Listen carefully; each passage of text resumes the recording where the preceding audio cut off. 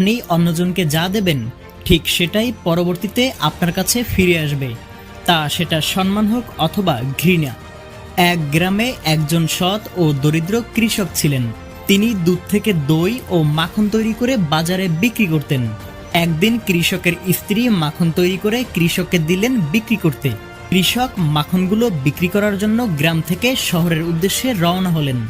মাখনগুলো গোল গোল আকারে রাখা ছিল, যার প্রত্যেকটির ওজন ছিল 1 কেজি করে। শহরে পৌঁছে কৃষক প্রতিবারের ন্যায় পূর্ব নির্ধারিত দোকানে মাখনগুলো দিয়ে পরিবর্তে লবণ, তেল, চিনি, মশলা ও তার সংসারের প্রয়োজনীয় সদাই নিয়ে আসতেন। একদিন কৃষক দোকান থেকে চলে যাওয়ার পরে দোকানদার মাখনের রোলগুলো ফ্রিজে রাখার সময় ভাবলেন, ওজন ঠিক আছে কিনা একবার পরীক্ষা করে দেখা যাক। মাখনের রোলগুলো ওজন করতেই উনি দেখলেন মাখনের ওজন 1000 গ্রাম নয়।